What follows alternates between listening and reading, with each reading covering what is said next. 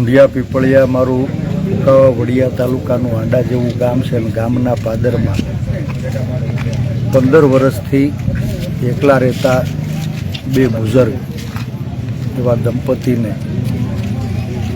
ક્યાંક લૂંટના ઈરાદે અડધી રાતે એની નિર્મમ હત્યા કરવામાં આવી। આ કરપીણ હત્યાથી આખા પંથકમાં અરેરાટી ચાલી। ક્યાંય ધન લૂંટાય તો વાંધો નહીં, પણ આજ બે ગવડિયા એ ધનના લોભે એનો જીવ ગુમાવવાનો થયો, એનું મારા સહિત સમગ્ર પંથકને ભારે મોટે દુઃખ છે। સવાલ વ્યવસ્થાનો છે। ક્યાંય કાયદો અને વ્યવસ્થાની સ્થિતિ કથળે ગુંડાઓને, લુખાઓને, લૂંટારાઓને, ચોરોને જો પોલીસનો ભય ન રહે તો સમાજે ઉજાગરો કરવો પડે, અને એ ઉજાગરો કરાવનારો કમનસીબ બનાવવા જ ઢુંઢિયા પીપળિયાના પાદરમાં બન્યા।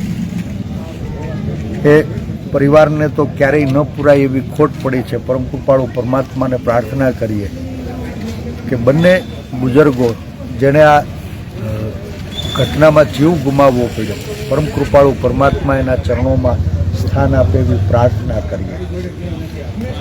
સૂતેલી સરકાર અને તંત્ર જાગે તો આખાય મલકમાં ગામે ગામ હવે ડેલીયુમાં ગવઢિયા વધ્યા છે। અમરેલી ખેતી પ્રધાન જિલ્લો છે। રોજગારની આશામાં વર્ષોથી ગામડાની નવી પેઢી એ ક્યાંય સુરત, અમદાવાદ, રાજકોટ અને બહાર સ્થળાંતર કરતી થઈ। બધાય ગામડામાં મોટી મોટી ડેલીઓમાં શહેરની અંદર સોરવતું ન હોય એવા ગવઢિયા એ ક્યાંય જીવના જોખમે તો પોતાના ઘરમાં નથી રહેતા ને, એવી ચિંતા હવે મારા સહિત આખા મલકને સતાવી રહી છે।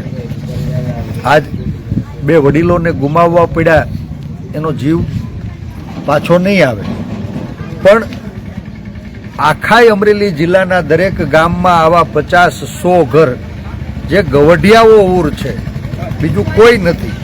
શું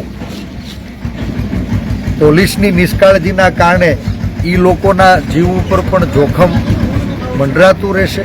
એ સવાલ હવે સામાન્ય લોકોની અંદર થઈ ગયો।